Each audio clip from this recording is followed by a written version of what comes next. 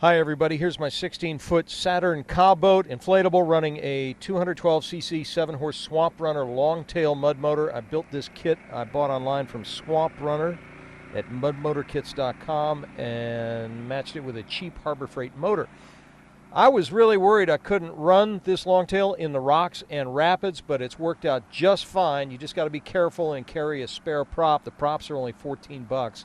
No big deal to replace them. This is the Potomac River at a place called Seneca Breaks. Rapids here run up to Class 2. There's a ton of really shallow, ankle-deep water, and I can go anywhere from 4 to 6 inches deep, no problem at all. To come back down and fish for the smallmouth, I just hop on the oars and drift it back down the rapids. I went with an inflatable so I can just bounce off the rocks and not end up wrapped around them like some poor guy in a canoe did here.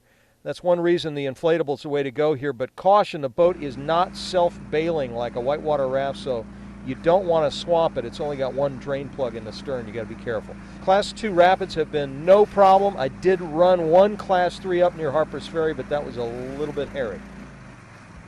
A couple of upgrades. I cut some plywood panels coated with deck sealer to protect the high-pressure inflatable floor. I added a couple of seats on top of milk crates. And I used grommets on the boat's grab rail to mount a milk crate up front with a 2x4 extension to take a 30-pound thrust electric motor. The high-pressure floor makes the boat almost, but not quite 100% rigid. The mud motor runs the boat about 10 to 12 miles per hour, just enough to get it up on plane. That's good enough for me, but if I had to do it again, I might go with the 420cc 13-horse engine and the medium Swamp Runner kit. The Kaboat's rated for 15 horse 2-stroke or a 10-horse 4-stroke outboard, so a heavier mud motor probably wouldn't be any problem at all. You can see the mud motor here running basically in 3 to 4 inches of water.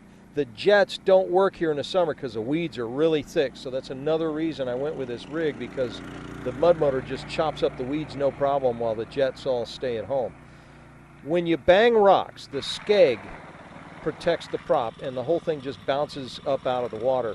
I bought a rock guard that came with this kit to protect it, but I found at high throttle the rock guard just levers the prop up out of the water and slows the boat way down. It's just not worth it when the aluminum props are only 14 bucks to replace. So far I've dinged 3 props in a year, and I really abuse this thing, so I think that's pretty good. Anyway, I found that reading the river right and driving with care, you're going to be just fine.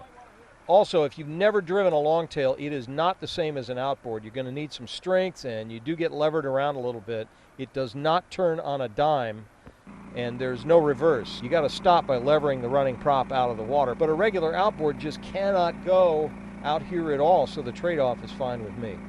Like I said, I abuse the heck out of this boat, so I have had to make a few minor patches. As you would with just about any inflatable, the patches are no big deal. It's simple to do. So anyway, I think this rig's a pretty cheap solution. A lot of the blogs knock the Swamp Runner kit for being a cheap Asian import, but it's worked okay for being basically a lawnmower engine on a long pole. Another thing is it doesn't hold as much gear as you might think. The big diameter tubes take up a lot of space, so the floor inside's pretty narrow, only 18 inches. Where you fit all your stuff. Bottom line, this boat goes in low water, rocky rapids, especially good in the weedy spots that aluminum boats with jets just can't go in without getting banged up and clogged up by vegetation. I've fished, camped, goose hunted out of this thing, and I've run it in ice flows and waterfowl season. I hope that answers some of your questions.